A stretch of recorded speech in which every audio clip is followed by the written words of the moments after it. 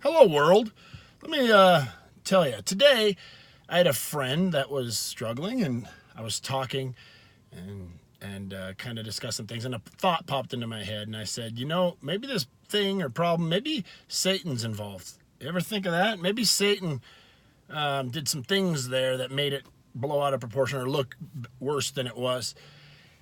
And then the Holy Ghost started just to do his thing, and I just started talking. And that friend really, it hit him, and they thanked me for it. And they said, I never thought of that like that, but wow. And I thought, how many other people don't understand that Satan lives and that he's real? And so, for what it's worth, the two of you, and I know who you are, that'll actually appreciate this. This is for you. The rest of you can keep, just looking past this scroll. I don't care. But here's the deal. Satan does live, and his number one trick is to have you think he doesn't. And I contend that when you offend someone, or you get offended, or you're angry and you say something, or you're angry and you do something, that he's there. He's just there, just bugging you, just picking at you, just prompting you and telling you to whisper in things. And I think that happens a lot more than we know. And I know I've ruined relationships and things because I listen to him. And see, the thing about Satan is he knows us. He knows us better than we know ourselves. And so he knows the person that you're talking to. He knows their insecurities. He knows what would hurt them the most. And so if he can whisper to a guy like me, who I don't have a filter, and I'm already angry or frustrated, it's going to come out. And I can think of many times where I've said things to my loved ones that I absolutely love. And I would never say any of these things because I never even think about what I say when I'm angry, when I'm calm, right? I don't think that of them when I'm calm. But he whispers and you say it and it hurts. And it hurts the relationship. And so I contend that if you are, there's times that you say something and you're angry or frustrated and you're like, oh my gosh, later that night, and you might even cry. You're like, I can't believe I said that to my mom or my kid or my spouse. Like, I love them so much. Why would I say that? Oh, I hate myself. And that's him too. You don't hate yourself. You hate that he tricked you and you regurgitated some of his crap.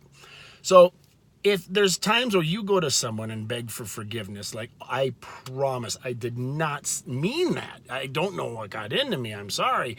And they forgive you, then maybe you should do some more forgiving. When someone, it's funny, us humans, we have this like weird thing where we want forgiveness and we want breaks and we want everything from everybody.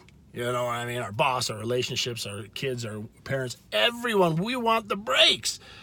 But then someone does something to us and we're like, nope, they offended me. And it's like, what? Wait, that's kind of hypocritical, don't you think? So I challenge you to look for Satan. Seriously, just look for him. Look for it. Here's a sign Satan's in someone. Furrowed brows, clenched teeth, fists. If someone who doesn't swear is yelling the F word at you, guess who's in charge? It's not the guy who doesn't swear. He's just out of control.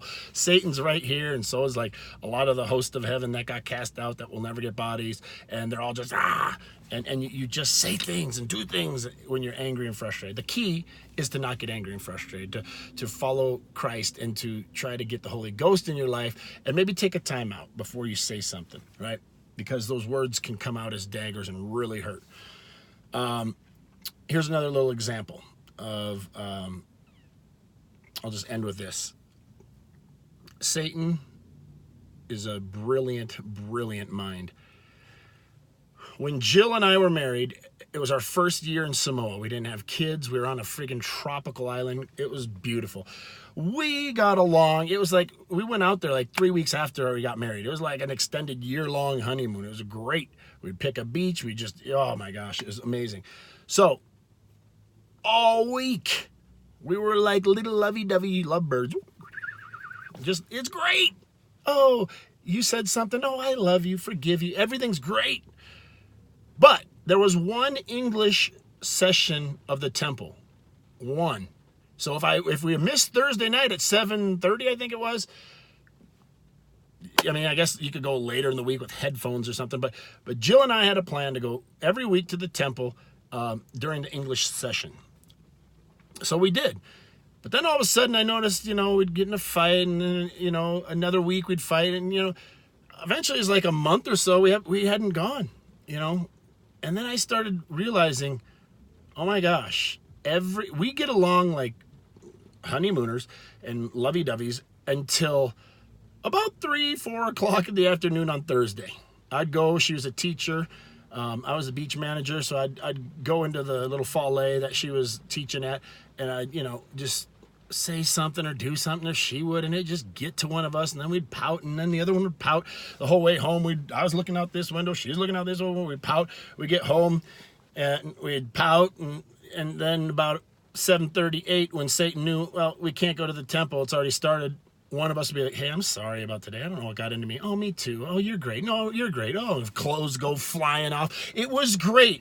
But every freaking 3 o'clock, 4 o'clock, 5 o'clock in the afternoon on a Thursday, it wasn't Wednesday, it was Thursday, we'd get in these stupid little fights. So one time, after we hadn't gone to the temple for like a few weeks in a row, we get in a fight. So the whole way home, I'm like, I can't believe this girl. I don't even know. It was so stupid. It was just something dumb. But she said something that Satan's like twisting, or Satan knew that it bugged me at that time or whatever. So I blew it out. Yeah, it just stupid little stuff, right? I get home, and that's when I realized this is like the 4th week in a row we're going to miss the temple. And then I'm like, that little SOB Satan. I hate you. And so you know what I did? I got on my suit and tie, and walked out, and I go, are you going to go with me or what? And we're still pissed off or fighting or pouting. And she's like, you're going to go to the temple still? I go, yeah. I don't care. If you want to go, great. If not, I'm going by myself. She's like, well, that's not really the spirit to be in the mood. I go, I don't care. I'm not going to let Satan win. He does this to us every freaking week. And so I'm going to be in the car. I go in the car. I'm grumpy. She gets changed. She comes in the car, grumpy. By the time we were walking into the temple, we were holding hands and in love. And we hung out in the celestial room, and it was awesome. It was awesome. Then we went out to eat and probably made love, and it was great. And that to me, you just have to notice and recognize what Satan's doing. And so if you find that you fight with your spouse or your kids or whatever right before a main event, like, oh, we're about to go and be with our big family reunion or whatever, and you get in fights every year or whatever it is, look at that. It's not the other person. It's Satan's getting involved. Get over the little crap that they said. And you know what? Just, if you're a spouse, if you're married, here's the ultimate date night. Go to the temple.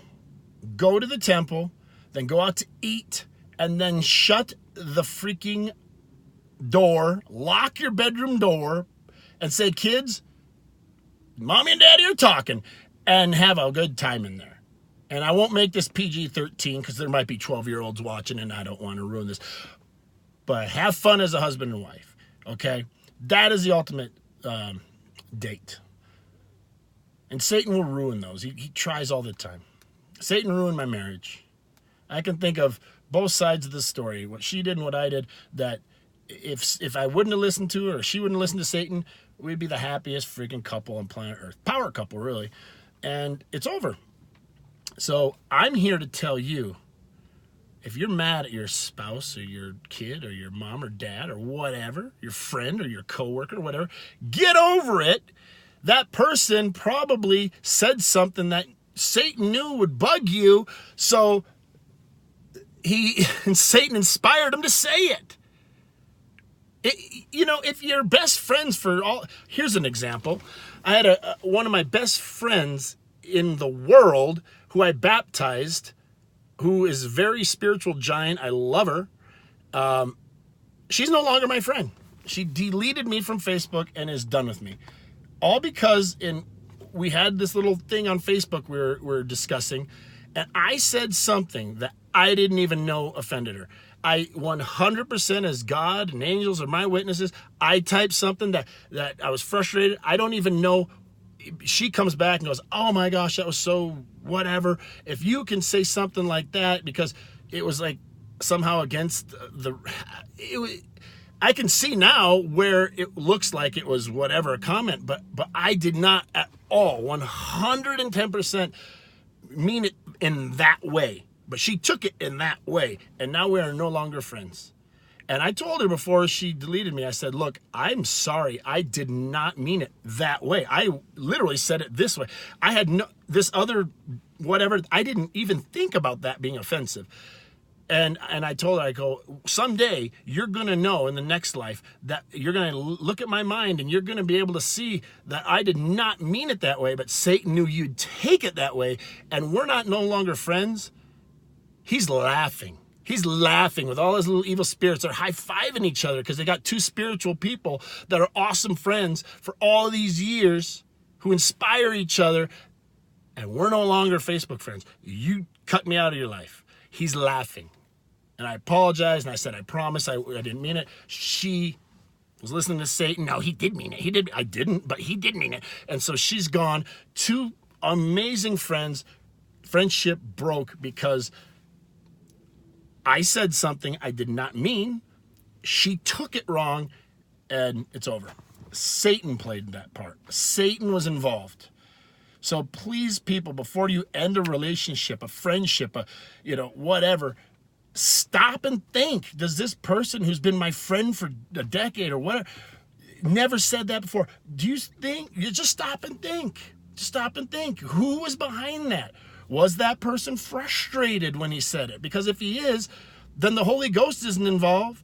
And his spiritual side of him isn't involved. It's his natural man, which is an enemy to God, and it's Satan. So if anything's said in frustration or anger, no, it's not the real person that behind it saying it.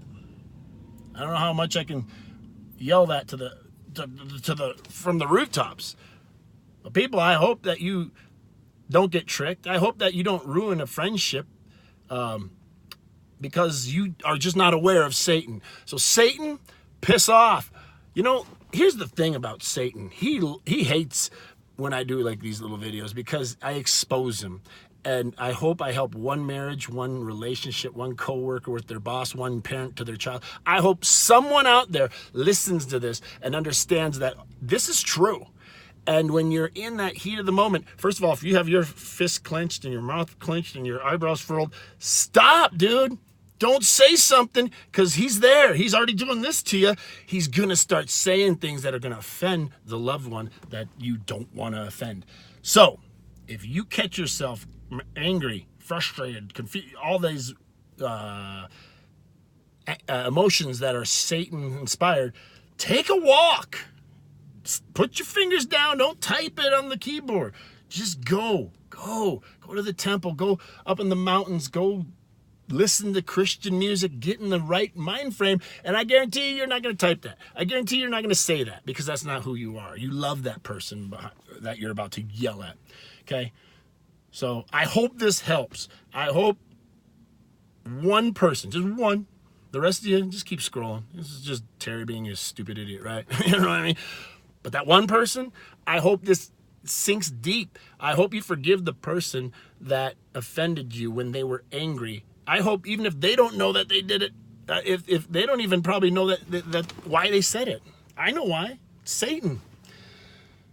So before you ruin something good, maybe forgive that person and talk to him. Study the scriptures. See what it says about Satan. He says he has a chain and he laughs. There's a lot of scriptures on Satan. He's real. He's a loser. He's a punk, but he's real, and he has power. So watch out. Be alert. Be attentive. And I love you. I just love you. And I hate Satan. So I hope. I'm just glad I'm gonna air this, because I can just see Satan and his little buddies getting so pissed, especially if someone is about to ruin their relationship and they watch this and they go, "Yeah, I'm gonna take a walk instead of say that," or, "Okay, that person said that, but man, he was swearing at me, and he was out of control. So maybe he wasn't. Maybe that's not the real him. Maybe it was Satan involved. Maybe I'll forgive him. Maybe we'll go make love if we're a couple, married couple, and we'll have a good time. So, yeah, have a great day. And just if Satan's up here talking crap, just tell him to go to hell, because that's where he's going anyway.